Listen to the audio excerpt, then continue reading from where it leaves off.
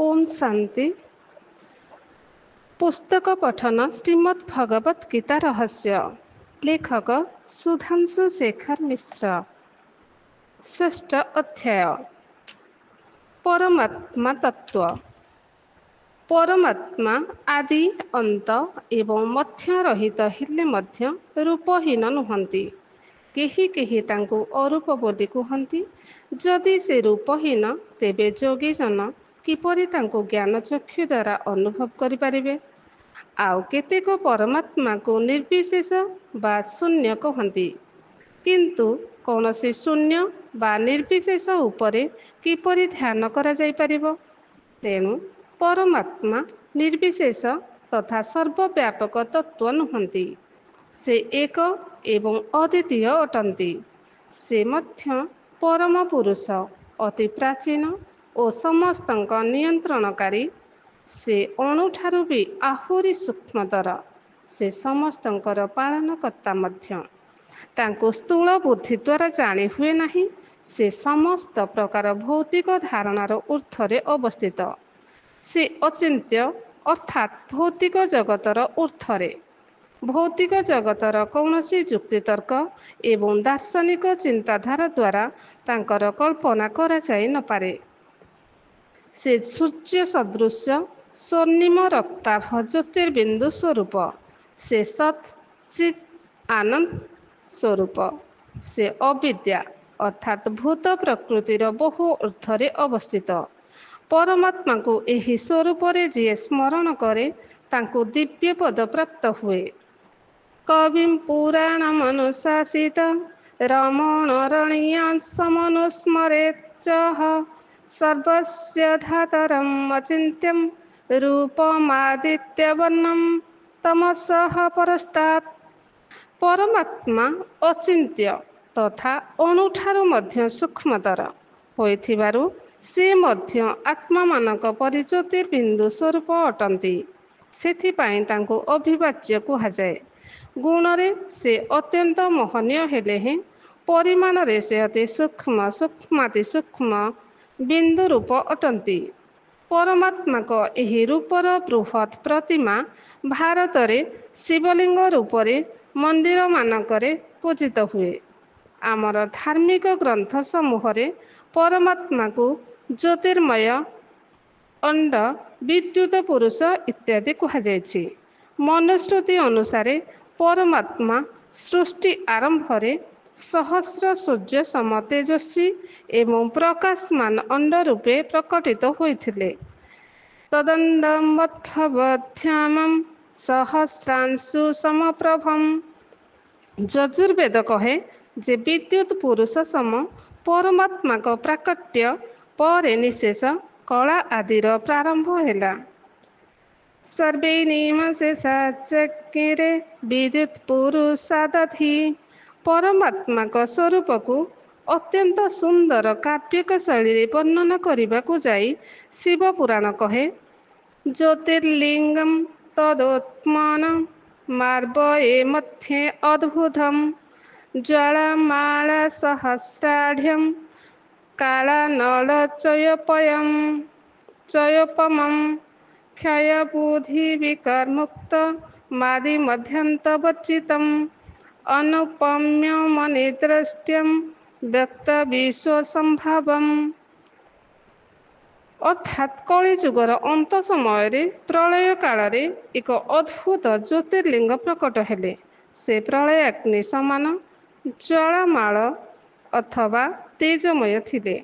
से क्षय हेउनथिले बा वृद्धि हेउनथिले। से अनुपम थिले, अव्यक्त थिले एवं तांको द्वारा ही सृष्टिर आरंभ हैला। ख्रीष्टियान मानक धर्म ग्रंथ बाइबल तोरेत अनुसारे ईश्वरଙ୍କ आत्मा को जल उपरे भासुथिला बोली कुहाଯାଇଛି। तोरेत ओल्ड टेस्टामेंट को मुसलमान माने मध्य मानती। से माने खुदाଙ୍କୁ नूर बोली कहती एवं तांको पंचम आकाश बा स्वर्गरे अवस्थित बोली विश्वास करती। एथिरु स्पष्ट जे एकदा परमात्मा को समस्त धर्मर लोके सर्वव्यापक न मानी ज्योति स्वरूप एवं दिव्य रूप संपन्न बोली मानि आसुथिले। परमात्मा को एही रूप ଆତ୍ମିକ ଅଟେ, କଦାପି କାୟିକ ନୁହେଁ। ତେଣୁ କୁହାଯାଇଛି ବିନ ପଗ ଚଲେ ଶୁଣେ ବିନ କାନା ଦିନକର କରମ କରେ ବିଧି ନାନା। ଅର୍ଥାତ୍ ପରମାତ୍ମାଙ୍କ ଚକ୍ଷୁ ନାହିଁ କିନ୍ତୁ ସେ ଦେଖିପାରନ୍ତି, ତାଙ୍କର କାନ ନାହିଁ ଅଥଚ ସେ ଶୁଣିପାରନ୍ତି, ତାଙ୍କର ପାଦ ନାହିଁ ପରନ୍ତୁ ସେ ଚାଲିପାରନ୍ତି। ଅପାଣିପାଦ ଯୌବନୋଗ୍ରହୀତା ପଶ୍ୟତ୍ୟାହ ଚକ୍ଷୁଷା ଶୃଣୋତ୍ୟ କର୍ଣ୍ଣଃ ସ ବେତି ବେତ୍ୟ च न च तस्यास्ति वेतः ତମାହୁରଚାୟଂ ପୁରୁଷଃ ମହାନତଃ। ପରମାତ୍ମାଙ୍କ ରୂପ ସ୍ତ୍ରୀ ବା ପୁରୁଷ କାହା ପରି ନୁହେଁ, ଏଣୁ ତାଙ୍କୁ ଜ୍ୟୋତିର୍ଲିଙ୍ଗ କୁହାଯାଏ। ଲିଙ୍ଗର ଅର୍ଥ ଚିହ୍ନ ଅଥବା ଲକ୍ଷଣ। ବିଶେଷିକ ଦର୍ଶନରେ କୁହାଯାଇଛି ଇଚ୍ଛା ଇଚ୍ଛା ଦ୍ୱେଷ ପ୍ରଯତ୍ନମ୍ ସୁଖ ଦୁଃଖ ଏବଂ ଜ୍ଞାନୋତ୍ମନ ଲିଙ୍ଗମ୍। ଅର୍ଥାତ୍ ଇଚ୍ଛା ଦ୍ୱେଷ ପ୍ରଯତ୍ନ ସୁଖ ଦୁଃଖ ଏବଂ ଜ୍ଞାନ ଏହା ଆତ୍ମାର ଲକ୍ଷଣ। ନ୍ୟାୟ ଦର୍ଶନ ଅନୁସାରେ ଏକକାଳୀନ ଅନେକ ବସ୍ତୁର ଜ୍ଞାନ ନ ହେବା ମନର ଲିଙ୍ଗ ଲକ୍ଷଣ ଅଟେ। ଯୁଗପତ୍ ଜ୍ଞାନାନୁପପତ୍ତିମ୍ ମାନସମ୍ ଲିଙ୍ଗମ୍। ଶିବ ପୁରାଣ କହେ ଅବ୍ୟକ୍ତ ଅବସ୍ଥା ସମ୍ପନ୍ନ ସତ୍ତା ବା ବସ୍ତୁର ଚିହ୍ନ ବା ବୋଧକାରୀକୁ ଲିଙ୍ଗ କୁହାଯାଏ।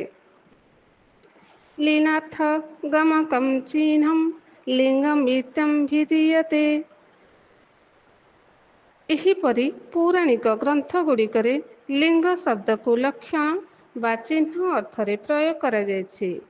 ଉପଯୁକ୍ତ ବର୍ଣ୍ଣନା ଅନୁସାରେ ପରମାତ୍ମାଙ୍କ ରୂପ କାୟିକ ଅଥବା ଶାରୀରିକ ନୁହେଁ, ତେଣୁ ତାଙ୍କୁ ଅଶରୀରୀ କୁହାଯାଏ। ଆତ୍ମାଗଣକୁ ଶରୀରୀ କୁହାଯାଏ, କାରଣ ସେମାନେ ନିଜ ନିଜ ଶରୀର ଅଛି। ଅନ୍ତବନ୍ତ ଇମେଂ ଦେହା ନିତ୍ୟସ୍ୱକ୍ତା ଶରୀରିଣଃ। ଯାହାର କୌଣସି ସ୍ଥୂଳ ଶରୀର ଅଛି ଏବଂ ଯାହାର ସ୍ଥୂଳ ଶାରୀରିକ ଆକୃତି ଅଛି ତାକୁ ସାକାର କୁହାଯାଏ। ସେହି ଦୃଷ୍ଟିରୁ ମଣିଷକୁ ସାକାର କୁହାଯିବ। ଯାହାର ସୂକ୍ଷ୍ମ ଶରୀର ଅଛି ତାକୁ ସୂକ୍ଷ୍ମାକାର ବା ଦେବାକାର କୁହାଯାଏ। ଯେହେତୁ ପରମାତ୍ମାଙ୍କ କୌଣସି ଶରୀର ନାହିଁ, ତାଙ୍କୁ ସାକାର ବା ଦେବାକାର ନ କହି ନିରାକାର କୁହାଯାଏ। ଏଠାରେ ନିରାକାରର ଅର୍ଥ ଏହା ନୁହେଁ ଯେ ପରମାତ୍ମାଙ୍କର କୌଣସି ଆକାର ନାହିଁ। କୌଣସି ବିଶେଷଣ ଅନ୍ୟ କୌଣସି ବିଶେଷଣ ଅପେକ୍ଷା ବା ତୁଳନାରେ ପ୍ରଯୁକ୍ତ ହୁଏ। ଯେପରି ବୃହତ୍ କୌଣସି କ୍ଷୁଦ୍ରର ତୁଳନାରେ ହିଁ ବୃହତ୍ କଥିତ ହୁଏ, ସେହିପରି ନିରାକାର ଶବ୍ଦ ମଧ୍ୟ ସାକାର ବା ଦେବାକାର ତୁଳନାରେ ବିଶେଷଣ ରୂପରେ ପ୍ରଯୁକ୍ତ ହୁଏ। ପୁନଶ୍ଚ ପରମାତ୍ମାଙ୍କ ରୂପ ବିନ୍ଦୁ ହୋଇଥିବାରୁ ଏବଂ ବିନ୍ଦୁର କୌଣସି ଜ୍ୟାମିତିକ ପରିମାପ ହେଉନଥିବାରୁ ତାଙ୍କୁ ସେହି ଅର୍ଥରେ ନିରାକାର ବୋଲି କୁହାଯାଏ। ବିନ୍ଦୁର କୌଣସି ବାହୁ ବା କୋଣ ନାହିଁ, ତେଣୁ ତାହା ଆୟତାକାର ବର୍ଗାକାର ବା ବୃତ୍ତାକାରରେ ପରିଗଣିତ ହୁଏ ନାହିଁ। ବିନ୍ଦୁର କୌଣସି ଆକାର ନଥିବାରୁ ରେଖାଗଣିତ ଅନୁସାରେ ମଧ୍ୟ ତାକୁ ନିରାକାର କହିବା ଯୁକ୍ତିଯୁକ୍ତ। ଧର୍ମଗ୍ଲାନି ସମୟରେ ପରମାତ୍ମା ଏକ ସାକାର ମଣିଷ ଶରୀର ମାଧ୍ୟମରେ ଅବତରଣ କରନ୍ତି। ସେହି ସମୟରେ ତାଙ୍କୁ ସାକାର ଯଦିଓ କୁହାଯାଇପାରିବ, କିନ୍ତୁ ସେହି ଶରୀର ତାଙ୍କ ନିଜର କର୍ମଜନିତ ହୋଇନଥିବାରୁ ସେ ବସ୍ତୁତଃ ନିରାକାର ଅଟନ୍ତି। କ୍ରମଶଃ ଓମ୍ ଶାନ୍ତି।